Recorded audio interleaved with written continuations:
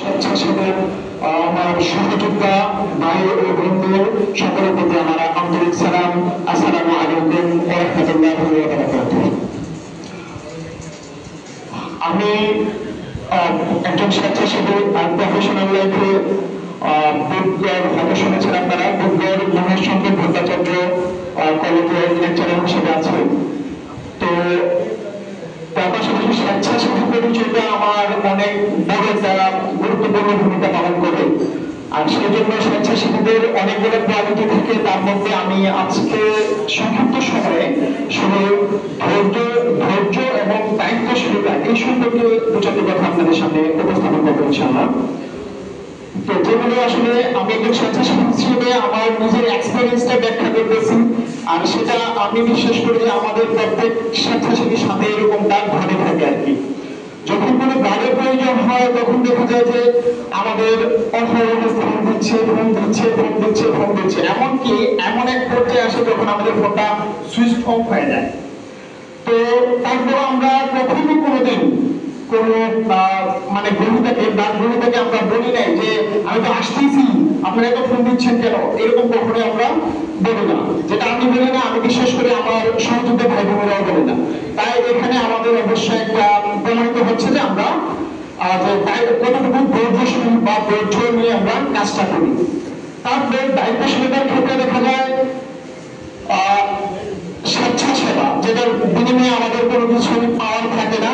তবে হ্যাঁ, একটা জিনিস আমরা পাই, যেমন আমাদের এই ব্যানারে লেখা আছে, আমরা একমাত্র আল্লাহর সন্তুষ্টি অর্জনে সমাজ ও মানুষের জন্য কাজ করে থাকি।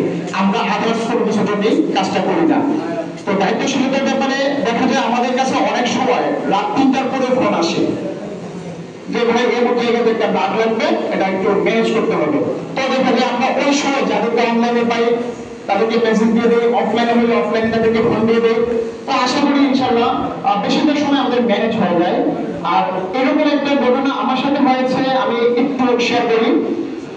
আমি তখন লাঞ্চ করে ঘুমোচ্ছিলাম, একটা ফোন আসলো, আর ছিল হলো গোপনঘাট ব্লাড ফাউন্ডেশনের রফিকুল ইসলাম রনি ভাই সম্ভবত। তো উনি আমাকে ফোন দিল যে ভাই আপনার তো এডি পজিটিভ, আপনি একটু ব্লাড দিতে হবে। কোথায়? সদরে দিতে হবে। তো আমি ঘুমের ক্লান্তিতে ছিলাম, তো আর আমারও ব্লাড এর আগে ব্লাডটা দিতে একটু কষ্ট হয়েছিল, যার কারণে আমি আসলে 4 মাস অতিক্রম করতে চাইছিলাম। 3 মাস হয়েছে কিন্তু 4 মাস অতিক্রম করতে চাইছিলাম। তো উনি আবার ফোন দিছে, এমন এক পর্যায়ে ফোন দিছে যে বিছানাতে রোগীটা কামড়াচ্ছে।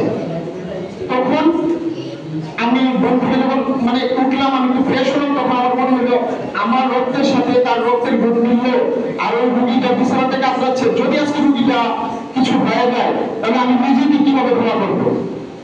যদিও এটা স্বেচ্ছাসেবা, কেউ আমাকে দায়ী করতে পারবে না, আমি দিলে দিব না দিলে নেই, কিন্তু এরপরে আমার মধ্যে ওইরকম একটা মনোভাব আসছে যে আসলে আমার যদি আমার রক্তের সাথে না মিলতো তাইলে হয়তো ঠিক আছে, যে অন্য জায়গা থেকে আমি ম্যানেজ করতে পারিনি, কিন্তু আমার সাথে মিলছে অথচ আমি বার্তা দিতে পারি না, রুমের একটা ঘটনা ঘটে গেল। তখন আমি খুব দ্রুত ওনাকে আবার ফোন ব্যাক করলাম যে রুমের ভাই আমি আসতেছি। আচ্ছা ঠিক আছে, তাহলে আসেন। ঠিক এই মুহূর্তে আমি আমার এক ছোট ভাই ছিল, ওকে ফোন দিলাম। আর আমার একটা স্বভাব হলো যাদের সাথে প্রথম পরিচয় হয় তাদের একটু ফোন নাম্বারটার সাথে ব্লাড গ্রুপটা জেনে নিই।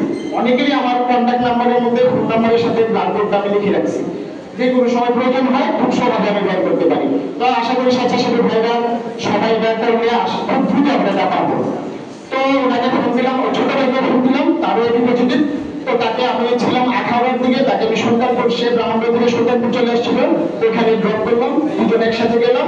গিয়ে দেখি মুরব্বী একজন লোক, পরে ডাক্তার বলতেছে 2 বেগ লাগবে। তো আমার প্রথম প্ল্যান ছিল আমার থেকে সময়টা কম, ওনার পর থেকে ডাক্তার দিয়ে দিব আর আমি ওর সাথে থাকবো। পরে যখন বললো যে 2 বেগ লাগবে তখন নিজেই দিয়ে দিলাম। সত্য কথা বিশ্বাস করবেন কিনা জানি না, মানে ওই দিন ব্লাড দেওয়ার পরে আমি যে আত্মতৃপ্তি পাইছি, মানে এটা আসলে ভাষায় প্রকাশ করার মতো না। তখন ওই মুরব্বী লোক আমাকে ভোটে টেনে নিয়েছিল, আমার সবচেয়ে ভালো লাগছে এই জায়গাতে। এরপরে আমরা আর কোনো কিছু করতাম নেই। তো আমাদের এই চাহিদাটুকুই থাকে যাদেরকে আমরা ডাক্তার দিয়ে থাকি। আর এইরকম দায়িত্বশীল আমি মনে করি আমার প্রত্যেকটা ভাই বোনই দায়িত্বশীল, কারণ আমি একার পক্ষে তো এটা আমার একটা সম্ভব না, ম্যানেজ করা সম্ভব না। প্রত্যেকটা ভাই যেহেতু এরকম দায়িত্বশীল, এই জন্যই আছে ব্লাড দিয়ে আমরা অনেক দূর আগাতে পারছি। তো এখন আলহামদুলিল্লাহ আলহামদুলিল্লাহ আমার গ্রামের বাড়ি হলো মনোগ্রাম ইউনিয়ন, আপনারা চিনবেন চাঁদাইশের পাশে জয়পুর। তো জয়পুরে যদি কোনো ব্লাড লাগে তখন মুরব্বী থেকে ইয়াং জেনারেশন যারা আছে সবার প্রথমে নামটা আসে আমার ভবিষ্যৎ মন্ত্রী হলো তুফাইল। তো গ্রামে তুফাইল নামে লাগে, বর্তমানে তুফাইলকে ভাবো। আলহামদুলিল্লাহ এরকম একটা পরিবেশ হয়েছে। আমি আশা করি আমার প্রত্যেকটা স্বেচ্ছাসেবী ভাই-বোনদেরই এরকম একটা পরিবেশ আছে। তো লাস্ট যে ঘটনা কিছুদিন আগে আমাদের একজন কাকা মারা গেছে। তো ওনার মানে প্রতি সপ্তাহে এক বেড ও পজিটিভ লাগতো। তো ওনার ভাই একদিন আমাকে ফোন দিল, পজিটিভ লাগবে, তুমি কি ম্যানেজ করতে পারবা? হ্যাঁ পারবো ইনশাআল্লাহ। তো শুক্রবারে ব্লাডটা দেওয়ার কথা ছিল, তো ওনার অসুস্থতার কারণে রবিবারে দেওয়া হয়েছে। তো এরপরে আবার রবিবারে দেওয়ার পরে আবার আরেক শুক্রবারে একটা ব্লাড দেবে আর কি। তো আমাকে বললো যে রেগুলার আমি বলছি ঠিক আছে। তো 2 দিন পরে আমাকে ফোন দিল, আমি তখন কলেজে ফোন করে বলবো যে ব্লাড তো আজকে লাগবে। কেন টাকাটা বললাম শুক্রবারে? না আজকে লাগবে, তুমি দেখো। তখন আমি বললাম আচ্ছা ঠিক আছে। তো সকালবেলা ব্লাডটা দেওয়ার কথা ছিল, তাহলে বলছে টাকা সকালে তো পাই নাই কাউকে, বিকেলে দিলে হবে কিনা? হ্যাঁ বিকেলে দিলে হবে। দুর্ভাগ্যক্রমে বিকেলে বৃষ্টি থাকার কারণে রোগী হসপিটালে আসতে পারে নাই। আমার ঢোকার রেডি ছিল, আল্লাহর বিপুদ্রুত পরে একদিন রোগীটা মারা যায়। এটা মনে হয় পরে আমি যখন ওনাদের বাড়িতে যাই, ওনারা সবাই মানে অনেক ভাবে আর কি, যে আমরা যে ইয়ং জেনারেশন কতটুকু চেষ্টা করি এটা একটা প্রকাশ পাইছে, এবং ওনারা খুব ভালো বলছে। তো ওনার বড় ভাই এটাও বলছিল যে কুরবানি পর্যন্ত আল্লাহ আমার ভাইকে হায়াত দান করে, আর এতটুকু যতটুকু রক্ত লাগবে তোমরা একটু দেখবা, তোমরা আছো বিদায়, তোমরা স্বেচ্ছাসেবীরা আসো বিদায়, আমরা বিশ্বাসটুকু পাই। তখন আমরা বলছি যে ইনশাআল্লাহ আপনি চেষ্টা করুন, আমরা চেষ্টা করবো, আপনি ধৈর্য ধরেন, ইনশাআল্লাহ হয়ে যাবে। তো যাক, এখানেই আমাদের অনেকগুলো দৃষ্টান্ত থাকে।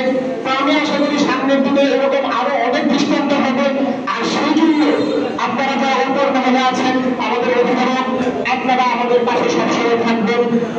বিশেষ করে আজকের প্রোগ্রামে যারা আছেন, ব্লাড ডোনার সোসাইটির প্রত্যেকটা সদস্য আপনাদেরকে মনে প্রাণে বিশ্বাস করে, প্রত্যেককে আপনারাও বিশ্বাস করেন, এবং আপনারা আশা করি তাদের পাশে সর্বরকমে থাকবেন।